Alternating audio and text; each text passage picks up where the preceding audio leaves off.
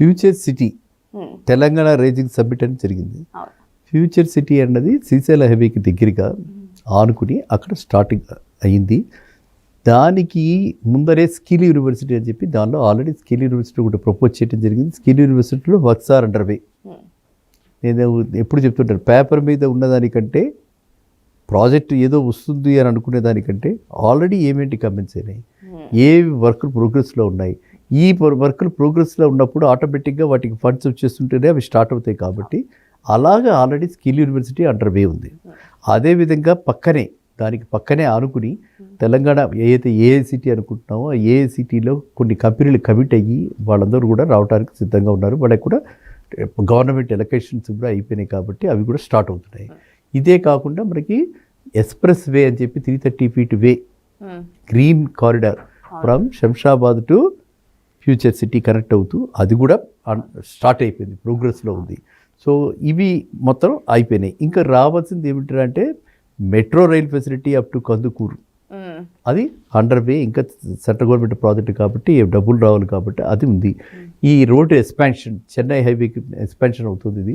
So ఇక్కడి నుంచి భవిష్యత్తులో శ్రీశైలం హైవేనే చెన్నై హైవే అవుతుంది. ఆ ఎక్స్పాన్షన్ ప్రాజెక్ట్ కూడా అండర్ వే ఉంది. అది కూడా సెంట్రల్ గవర్నమెంట్ది. ఇక్కడ మనం తెలుసుకోవాల్సింది ఏంటంటే సెంట్రల్ గవర్నమెంట్ ప్రాజెక్ట్ అయినప్పుడు స్టేట్ గవర్నమెంట్కి రోల్ లేనప్పుడు ఆటోమేటిక్గా సెంట్రల్ గవర్నమెంట్ ప్రాజెక్ట్స్ అన్నీ కూడా అలా ముందుకు వెళ్తూనే ఉంటాయి. తెలంగాణకి బ్లెస్సింగ్ ఏంటి?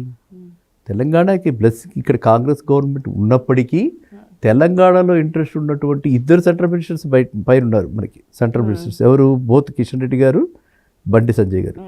సో ఇప్పుడు మనం చూసామంటే తెలంగాణలో జరుగుతున్న డెవలప్మెంట్స్. మీరు చెల్లపల్లి రైల్వే స్టేషన్కి వెళ్ళారా? వెళ్ళాను సార్. వెళ్ళాను. ఎప్పుడు?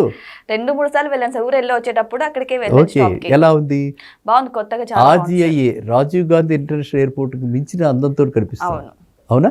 ఆ ఫెసిలిటీస్ కానీ ఆ గ్లాస్ లోపలికి వెళుతుంటే కానీ ఎలా చేశారు? అది మనకెప్పుడు ఒక తలమానికల్లాగా మనం ఒక ప్లేస్, ఒక పిక్నిక్ స్పాట్స్ అంటారు. అలాగే ఇప్పుడు హైదరాబాద్లో డాట్స్లో పిక్నిక్ స్పాట్స్ చెల్లపల్లి రైల్వే స్టేషన్కి వెళ్ళన్నారు. ఆ విధంగా మనకి జరగడానికి కారణం ఏంటి? మన మినిస్టర్స్ అక్కడ ఉండబట్టి, వాళ్ళకి తెలంగాణలో ఇంట్రెస్ట్ ఉండబట్టి ఈ విధమైనటువంటి ప్రాజెక్ట్స్ వస్తున్నాయి. కాబట్టి ఖచ్చితంగా ఫ్యూచర్ సిటీ కూడా రూపురేఖలు ఖచ్చితంగా మారతాయి. ప్రోగ్రెస్, డెవలప్మెంట్ ఉంటుంది.